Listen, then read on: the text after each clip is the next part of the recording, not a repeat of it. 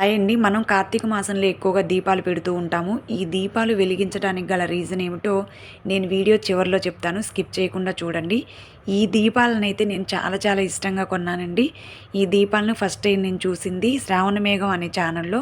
శ్రావణి గారు అనేటటువంటి ఒక ఆవిడైతే దీపావళి రోజున ఈ దీపాలు వెలిగించింది. నాకు ఆ వీడియో చూసినప్పుడైతే అబ్బా! చాలా బాగా నచ్చాయన్నమాట. ఇవి ఎక్కడ దొరుకుతాయో, దొరికితే బావుండు, నేను కూడా తెచ్చుకుందాం అనుకున్నాను. ఈలోపే దీపావళి కూడా అయిపోయింది.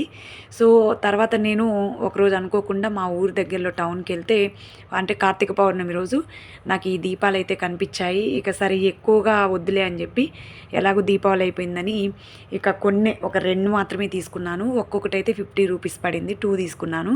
సో ఇవేంటంటే దానిపైన చిమ్నీస్ లాంతర్న్ కూడా వస్తదండి.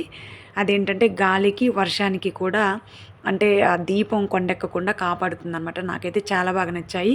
ఇంకోసారి కూడా నేను నెక్స్ట్ టైం వెళ్ళినప్పుడు ఇంకా కొన్ని తెచ్చుకుంటాను. అంటే ఎక్కడ పడితే అక్కడ దొరుకుతాయని తెలియక నేనైతే అయ్యో! ఎక్కడుంటాయో అనుకున్నాననమాట. కొన్నాక చాలా హ్యాపీగా అనిపించింది. సో మీరు మీ దగ్గర ఎక్కడైనా ఈ దీపాలు చూసారా? లేకపోతే మీరు మీ ఇంట్లో ఉంటే గనక కామెంట్ చేయండి.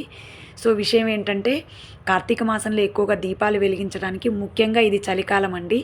చలి నుంచి మనం వెచ్చదనాన్ని పొందడానికి ఒక కారణమైతే అందులో వేసేటటువంటి నూనె కొన్ని రకాలైనటువంటి ఔషధ లక్షణాలని, కొన్ని రకాలైనటువంటి జబ్బుల్ని, రుగ్మతలను తగ్గించేటటువంటి గుణాన్ని కలిగి ఉంటాయన్నమాట. సో శ్వాసకు సంబంధించినవి, అలాగే ఏదైనా లోపల ఉన్నటువంటి ఇబ్బందులు ఏదైతే అంటే నువ్వుల నూనె ఉంటుందో ఆ నువ్వుల నూనెకి ఏంటంటే మన శరీరంలో ఉన్నటువంటి కొన్ని రకాలైనటువంటి రోగాలని, జబ్బులను తగ్గించేటటువంటి లక్షణం ఉంది కాబట్టి మనం కార్తీక మాసంలో ఎక్కువ దీపాలు పెడతాం.